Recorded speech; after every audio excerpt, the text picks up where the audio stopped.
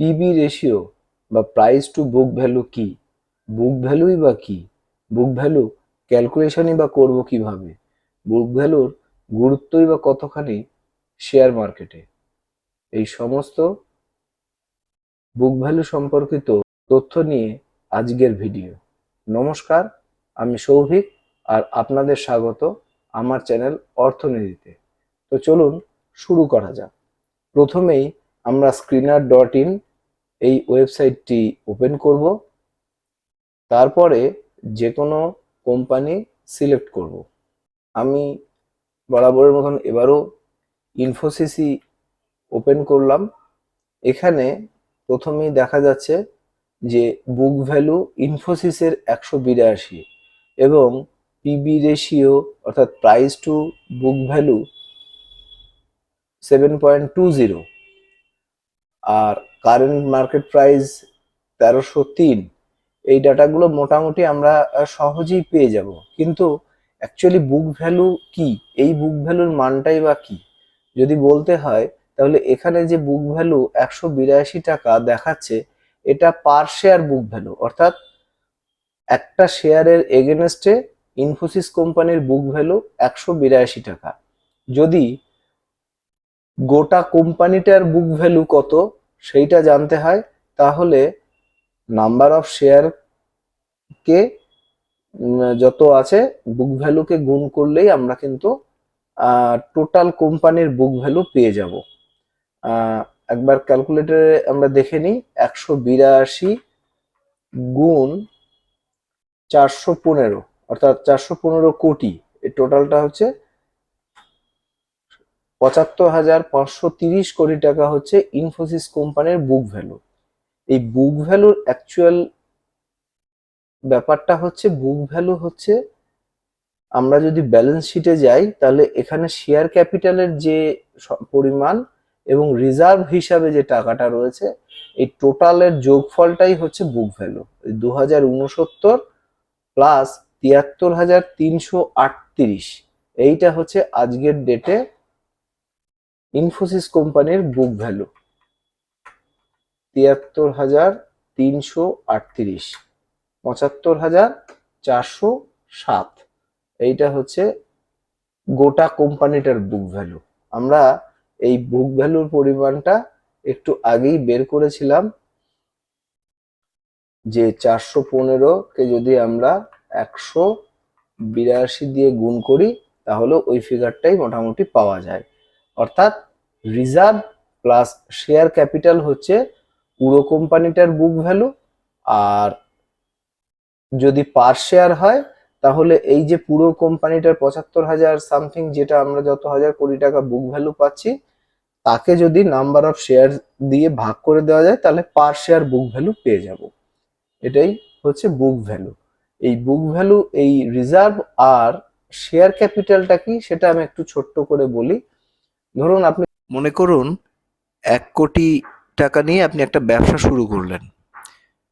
এই 1 কোটি টাকার মধ্যে আপনি ল্যান্ড কিনলেন 20 লাখ টাকার, ধরুন 10 লাখ টাকার আপনি ডেকোরেশন করলেন এবং বাকি 70 লক্ষ টাকার আপনি স্টক নিয়ে এলেন দোকানটা চালু করার জন্য বা ব্যবসাটা চালু করার জন্য।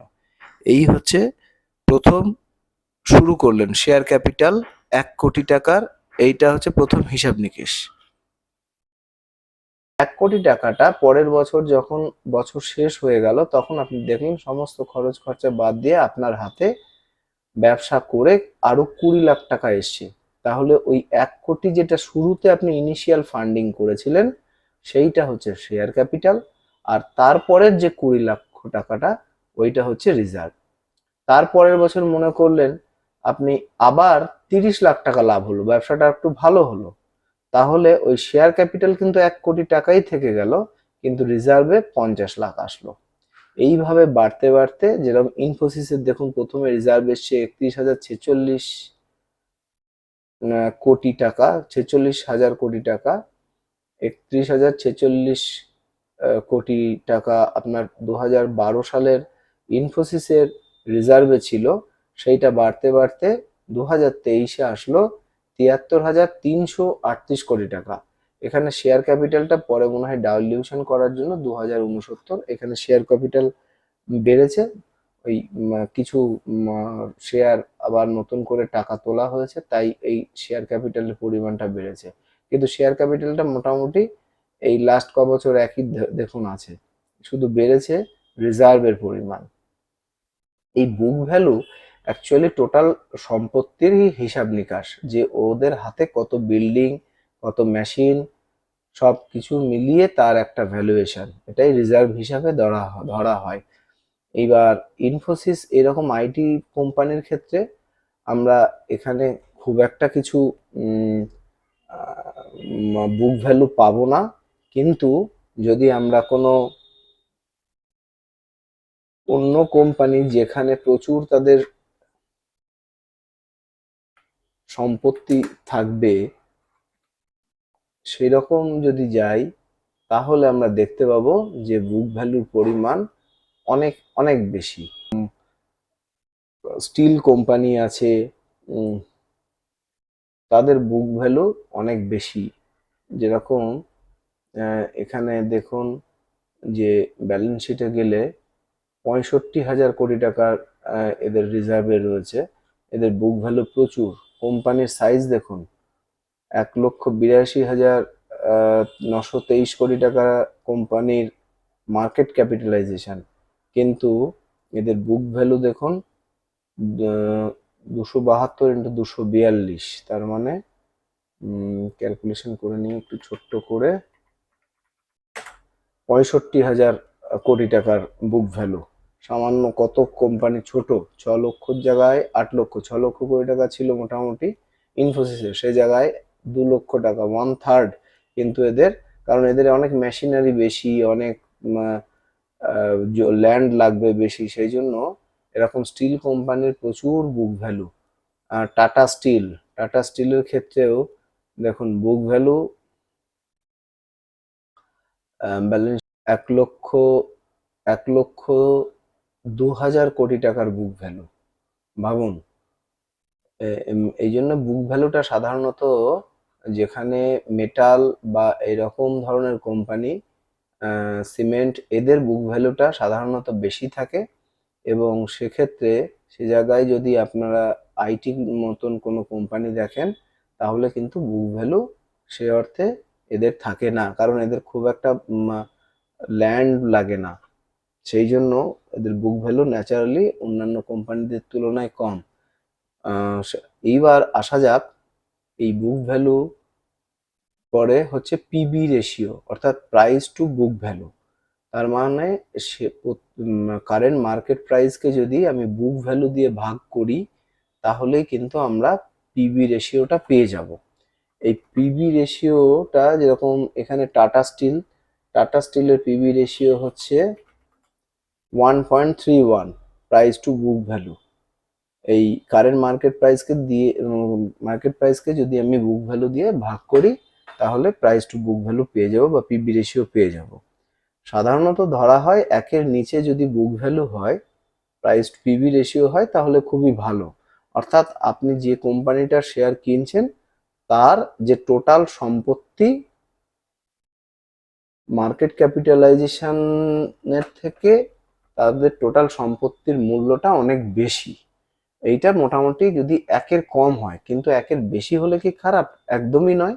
যদি কোম্পানি ভালো হয়, তাদের বিজনেস ভালো থাকে, তাহলে পিবি রেশিও যদি 1-এর বেশি, যেরকম এক্ষেত্রে 1.31, ইনফোসিসের মতন ভালো কোম্পানি যেখানে মার্কেট 7 অর্থাৎ 7 টাইম প্রাইস দিচ্ছে বুক ভ্যালুর থেকেও, 7.21 বুক ভ্যালু ইনফোসিস। কারণ এদের তো জমি, এদের সম্পত্তি স্বাভাবিক কম থাকবে, কিন্তু এদের বিজনেস এতই ভালো যে মার্কেট ওদেরকে 7 টাইম ভ্যালু দেয় বুক ভ্যালুর থেকেও। কিন্তু একইভাবে আমরা কোনো যদি সরকারি ব্যাংক এই মুহূর্তে দেখি, পরবর্তীতে হয়তো চিত্রটা আলাদা হবে।